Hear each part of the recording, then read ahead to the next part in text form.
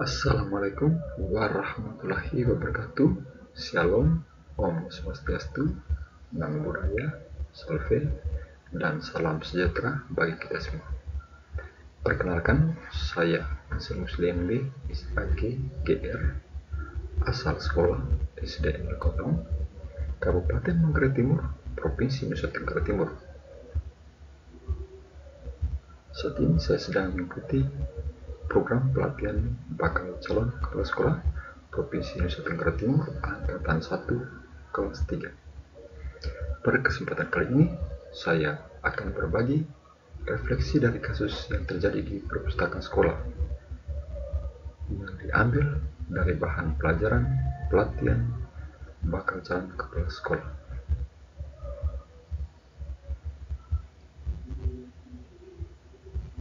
Hari itu, suasana perpustakaan sekolah tenang seperti biasa.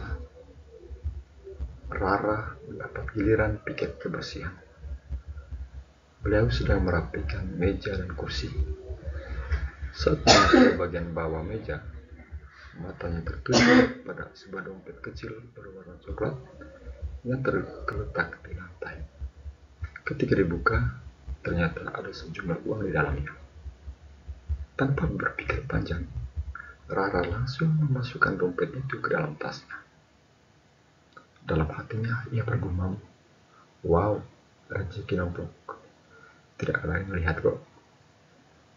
Ia merasa aman karena situasi perpustakaan sedang sepi. Beberapa menit kemudian, suasana berubah. Bu Sri, guru pustakawan, mengumumkan lewat pengeras suara bahwa Nina, salah satu siswa, kehilangan dompetnya ketika sedang membaca buku. Tari, sahabat dekat Rara, mendengar pengumuman itu. Tari terdiam karena dia tahu persis apa yang sebenarnya terjadi. Ia melihat langsung bagaimana Rara menemukan dan mengambil dompet itu. Kini Tari menghadapi dilema besar. Di sini saya mencoba menganalisis dengan 9 langkah pengambilan keputusan. Langkah yang pertama, nilai-nilai yang saling bertentangan. Ada dua nilai yang saling bertentangan, yaitu kejujuran dan keadilan di satu sisi, serta kesetiaan persahabatan di sisi lain. Dari sisi aturan sekolah, hukum, bahkan hati nurani, jelas tindakan Rara salah. Jika perbuatan ini dibiarkan, maka bukan hanya Nina yang dirugikan, tetapi juga budaya integritas di sekolah bisa terganggu. Di sini Tari dihadapkan pada dua nilai penting. Di satu sisi, kejujuran dan keadilan. Itu harus ditegakkan. Dompet itu jelas milik Nina dan harus dikembalikan. Namun di sisi lain, ada kesetiaan terhadap sahabat. Rara adalah sahabat terbaik Tari yang sering membantunya belajar dan bahkan sering saling berbagi. Tari khawatir jika ia menegur atau melaporkan, maka persahabatannya akan hancur. Langkah yang kedua, pihak-pihak yang terlibat. Pihak-pihak yang terlibat dalam kasus ini, yang pertama, Rara adalah orang yang menemukan dompet tetapi memilih untuk menyimpannya. Yang kedua, Nina adalah pemilik dompet yang kehilangan haknya.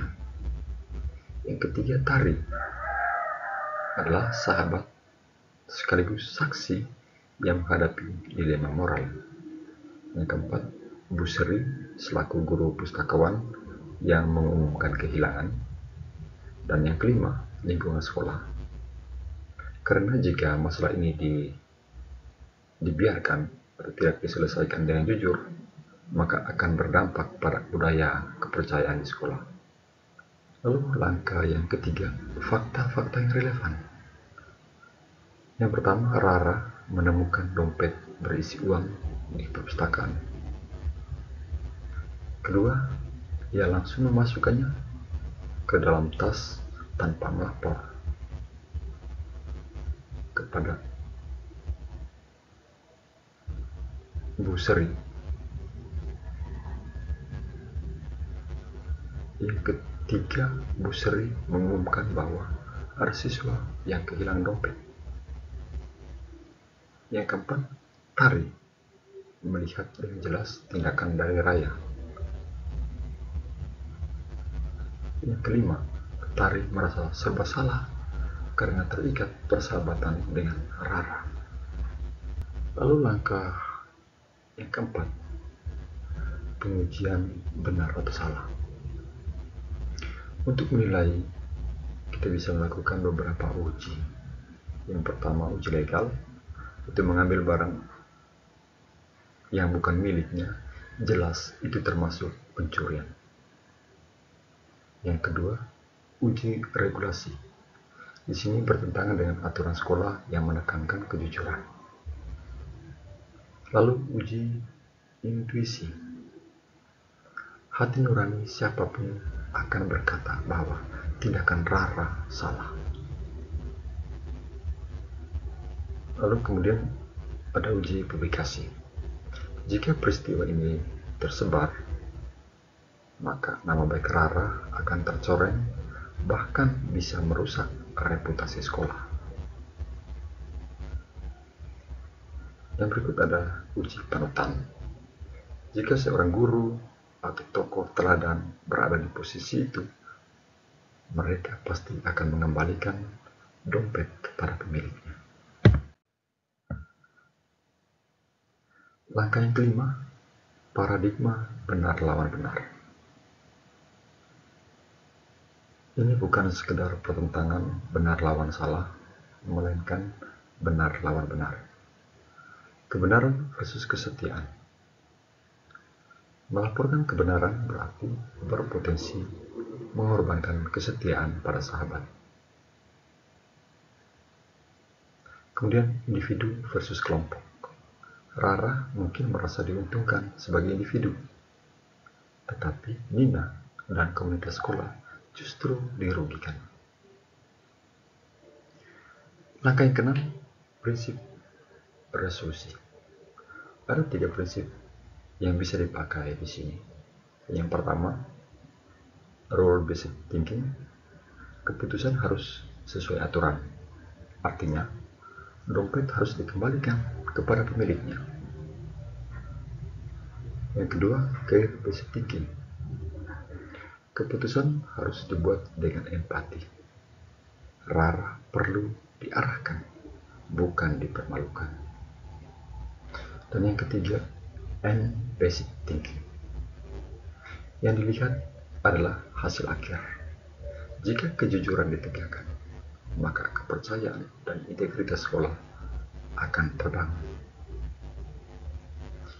Lalu langkah yang ketujuh, opsi kreatif, adilan bijak. Ada jalan tengah yang lebih bijak. Tari bisa berbicara 4 mata dengan Rara. Dengan lembut, ia menasihati sahabatnya agar berani mengakui kesalahan dan mengembalikan dompet itu secara pribadi kepada pemiliknya. Dengan cara ini, kejujuran tetap ditegakkan, Rara diberi kesempatan belajar, dan persahabatan pun bisa diselamatkan. Namun jika Rara menolak, maka Tari tetap harus melaporkan demi menegakkan kejujuran. Langkah ke-8, keputusan akhir. Keputusan saya adalah mendorong Rara untuk mengembalikan dompet kepada Nina. Jika Rara menolak, maka sebagai saksi, Tari harus melaporkannya kepada Bu Sri selaku guru pustakawan. Ini adalah bentuk tanggung jawab moral sekaligus upaya menjaga keadilan. Langkah ke-9, pelajaran yang didapat. Dari kasus ini, saya belajar bahwa pengambilan keputusan yang etis seringkali menuntut keberanian untuk memilih yang benar, meskipun harus berisiko merusak hubungan pribadi kita. Sebagai seorang calon pemimpin, saya harus berpegang pada nilai kebajikan universal, jujur, adil, dan bertanggung jawab. Dengan begitu, saya dapat menjadi teladan serta membangun budaya integritas di lingkungan sekolah. Di masa depan, saya akan lebih reflektif dan berorientasi pada nilai kebaikan universal saat menghadapi dilema yang serupa. Sekian dan terima kasih.